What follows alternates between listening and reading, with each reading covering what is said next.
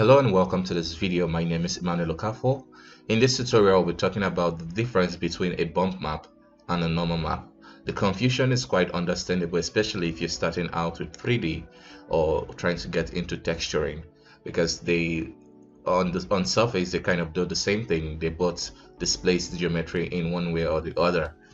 So we'll be reading from an article written by or gotten from a site called Plural site, so you can check it out for yourself. I'm going to put the link in the description.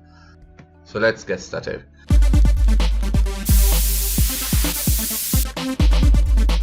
Bump maps create the illusion of depth and texture on the surface of 3D models using computer graphics.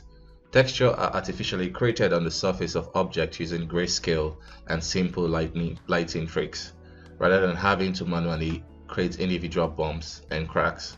A bump map is actually one of the older types of map we will look at today. The first thing you should understand about bump maps is that the details they create is fake. No additional resolution is added to the model as a result of bump map. Typically, bump maps are grayscaled images that are limited to 8 bits of color information. That's only 256 different colors of black, gray, or white. This value in a bump map are used to tell the 3D software basically two things: either displace up or down.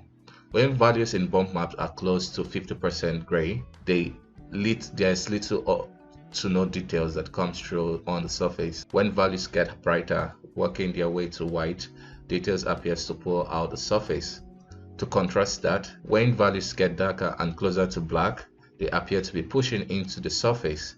Bump maps are really great for creating tiny details on your models. For example, creating skin pores, creating wrinkles on skin, and probably just creating little details on your couch or the wall details. They are also relatively easy to create and edit in 2D applications like Photoshop, considering you are just using grayscale value, that's black and white. The problem with bump map is that they break pretty easily if the camera views them from the wrong angle, since the details they create is fake. Normal maps can be referred to as a newer, better type of bump map. As with bump map, the first thing you need to understand is that normal maps are also fake. They don't add any additional geometry or resolution to your geometry in the scene. A normal map creates the illusion of depth, details on the surface of your model, but it does this differently than a bump map. As we already know, a bump map uses grayscale value to provide either up or down information. A normal map uses RGB information that correspond directly with the X, Y, and Z axis in the 3D space. This RGB information tells the 3D application the exact direction of the surface normal. The orientation of the surface normal, often just referred to as normal, tells the 3D application how the polygon should be shaped. In learning about normal maps, you should know that they are two totally different types. These two types look completely different when viewed in 2D space. The most commonly used is called a tangent space normal and is a mixture of primarily purple and blue colors.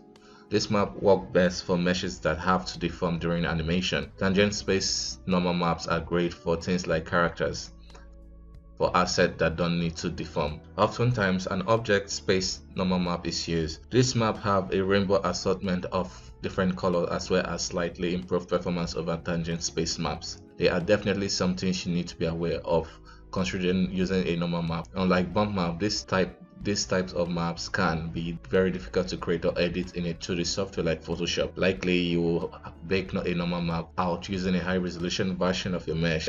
There are, however, some expectation for editing this type of maps. Mari, for example, has the ability to paint this type of surface normal information with seeing a normal map. When it comes to support, normal maps are pretty well integrated into most pipelines, unlike bump map. The exception to this rule, one of those would be a mobile game design. Only recently has hardware evolved to the point where mobile games are beginning to adopt normal map.